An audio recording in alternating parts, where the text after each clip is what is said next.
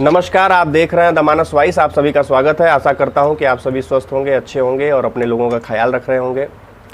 साथियों, आज एक बहुत ही महत्वपूर्ण विषय पे ये वीडियो लेकर के आया हूं। सबसे पहले आप सभी जानते हैं कि उत्तर प्रदेश में योगी आदित्यनाथ जी की सरकार चल रही है और भारतीय जनता पार्टी की डबल इंजन की सरकार चल रही है।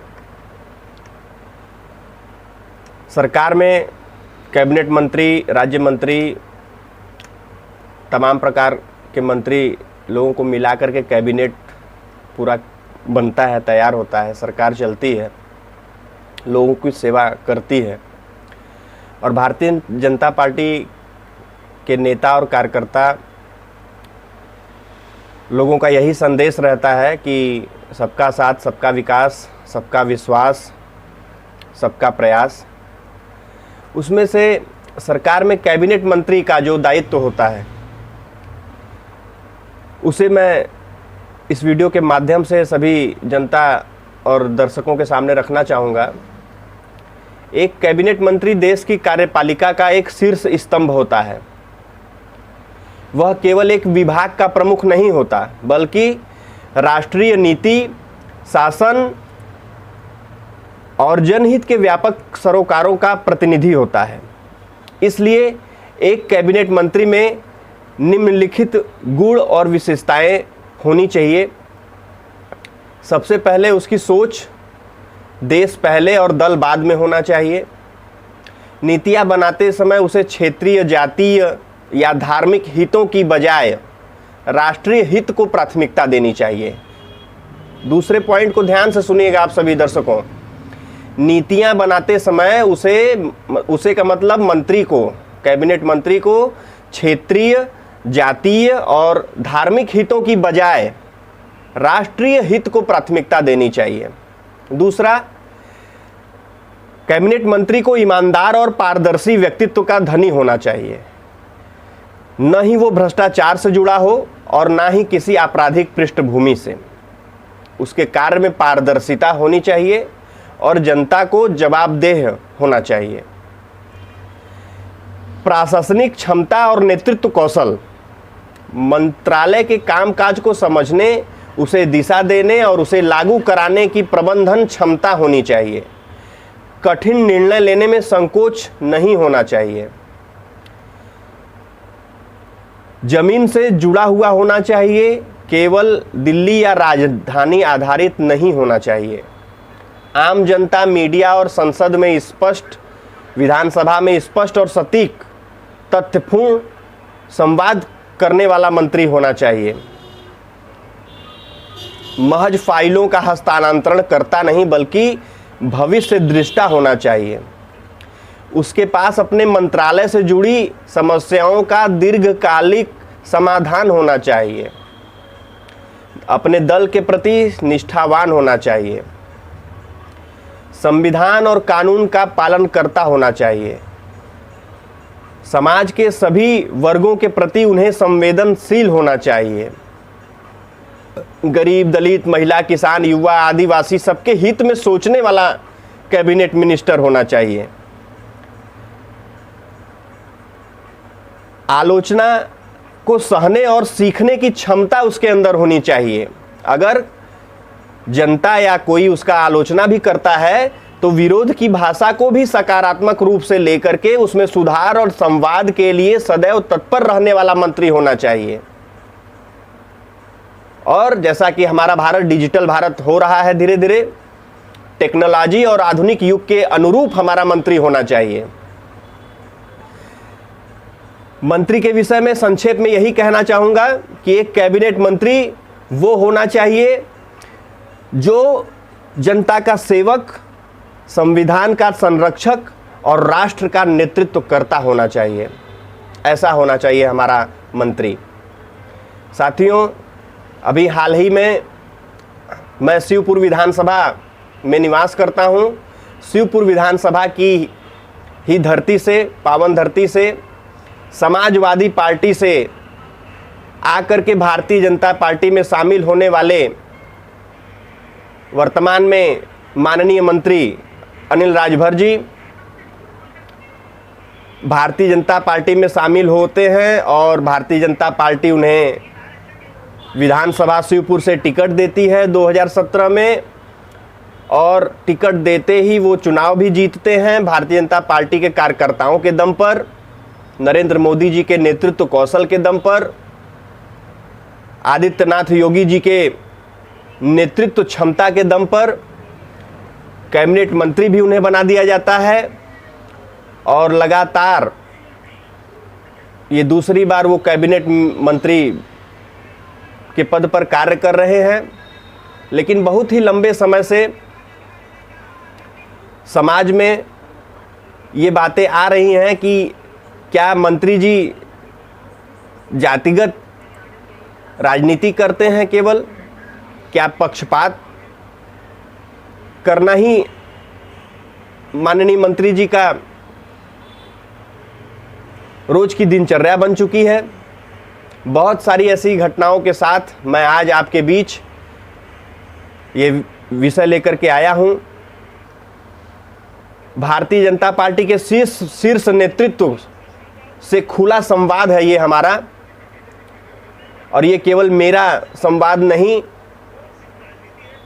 शिवपुर विधानसभा की लाखों जनता की ओर से मैं ये वीडियो बना रहा हूं। और माननीय मंत्री जी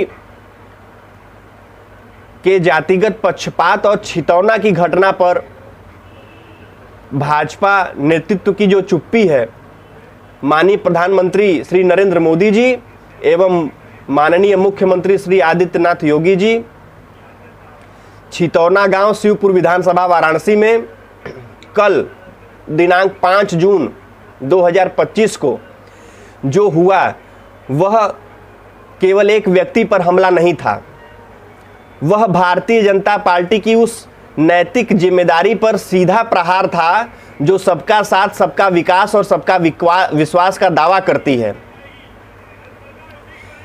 क्षत्रिय परिवार से संबंध रखने वाले श्री संजय सिंह जी, जो वर्तमान में भी भारतीय जनता पार्टी के सक्रिय बूथ अध्यक्ष हैं, उनके और उनके नाबालिग पुत्रों पर कल दिनांक 5 जून 2025 को सुबह 7 बजे के आसपास राजभर समाज के करीब 18 से 20 दबंगों ने उनके खेत में घुसकर जानलेवा हमला कर दिया।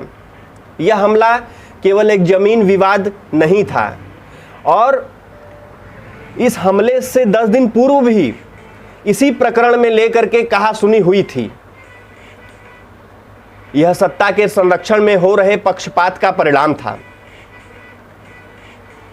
जब संजय सिंह अपनी जमीन पर पहुंचे तो 10 से अधिक पुरुषों और महिलाओं ने मिलकर पुनः उनके ऊपर हमला कर दिया। अपनी जान बचाने के लिए संजय जी ने आत्मरक्षा करने के लिए जो भी उनको मिला, डंडा, लोहा, तलवार, जो भी उनको मिला, उन्होंने अपनी आत्मरक्षा के लिए उठा लिया और उल्टा ही उन्हें दोषी भी बना दिया गया। इसी दौरान पुलिस की मौजूदगी में राजभर समुदाय के लोगों ने एम्बुलेंस के अंदर घुसकर, पुलिस की मौजूदगी में, ध्यान से सुनिएगा, पुलिस की उपस्थिति में राजभर समुदाय के लोगों ने एम्बुलेंस के अंदर घुसकर संजय सिंह के ऊपर पुनः हमला किया। ईंट से, पत्थरों से पुनः उनके ऊपर सिर पर वार किया। अस्पताल परिसर में भी हमला किया गया और पुलिस फिर पुनः मूक दर्शक बनी रही। शायद इसलिए क्योंकि हमला करने वाले मंत्री अनिल राजभर जी के जातीय समाज से आते थे। पूरे प्रकरण में माननीय अनिल राजभर मंत्री जी की भूमिका संदिग्ध रही है, बल्कि स्पष्ट है उन्होंने लगातार इस जमीन विवाद में पक्षपातपूर्ण हस्तक्षेप किया है और हर बार अपने सजातीय पक्ष की खुली पैरवी करने का काम किया है इन्होंने। मंत्री जी की जातिगत राजनीति के कुछ उदाहरण मैं आप लोगों को बताना चाहूंगा। कोटवा में ब्राह्मणों के खिलाफ बयानबाजी इन्होंने की, पैरवी भी की। कुंडारिया में भूमिहारों के विरुद्ध इन्होंने पक्षपात किया और मुस्तफाबाद में और अब छितौना में क्षत्रियों के खिलाफ झूठा नैरेटिव फैलाने का काम कर रहे हैं। जब उनके अपने समाज का व्यक्ति शामिल हो तब कानून मौन हो जाता है, और जब विपक्षी दबंग हो, चाहे वो पीड़ित ही क्यों न हो, तब उन्हें दोषी ठहरा दिया जाता है। हमारे कुछ सवाल हैं। क्या भाजपा अब केवल जातिगत वोट बैंक की राजनीति करेगी? क्या भाजपा का बूथ अध्यक्ष होना कोई मायने नहीं रखता अगर वह मंत्री के सजातीय न हो? क्या पुलिस और प्रशासन केवल मंत्रियों के इशारे पर ही काम करेगा और पीड़ितों को न्याय नहीं मिलेगा? क्या योगी जी और मोदी जी जैसे लोकप्रिय नेता ऐसे जातिवादी नेतृत्व के कारण बदनाम होते रहेंगे? हमारी मांग है, छितौना की घटना की निष्पक्ष और न्यायिक जांच कराई जाए। संजय सिंह पर हमला करने वालों पर गंभीर धाराओं में तत्काल कार्रवाई की जाए। एम्बुलेंस व अस्पताल परिसर में हमला करने वाले पुलिसकर्मियों पर तत्काल विभागीय कार्रवाई होनी चाहिए। मंत्री अनिल राजभर जी के खिलाफ जांच बैठाई जानी चाहिए और अगर पक्षपात सिद्ध हो तो उन्हें पद से भी हटाने में गुरेज भारतीय जनता पार्टी को नहीं करना चाहिए। साथियों, मंत्री जी के बहुत से और भी उदाहरण हैं। बहुत सी ऐसी बातें हैं जो जनता जनार्दन के सामने, शीर्ष नेतृत्व के सामने अभी तक नहीं आ पाई हैं। शीर्ष नेतृत्व को इसकी जांच करानी चाहिए। इस पर विशेष ध्यान देने की जरूरत है। बहुत से ऐसे भाजपा के समर्पित कार्यकर्ता हैं जो इन्हीं मंत्री जी के कारण आज घरों में बैठ चुके हैं। मंत्री जी न ही महिलाओं का सम्मान करते हैं, न ही संगठन को कुछ समझते हैं। संगठन में भी अपना हस्तक्षेप करते ही रहते हैं। अभी कुछ दिनों पूर्व ही शिवपुर मंडल का गठन हुआ है, उसमें पूरा का पूरा हस्तक्षेप इन्होंने करने का काम किया है।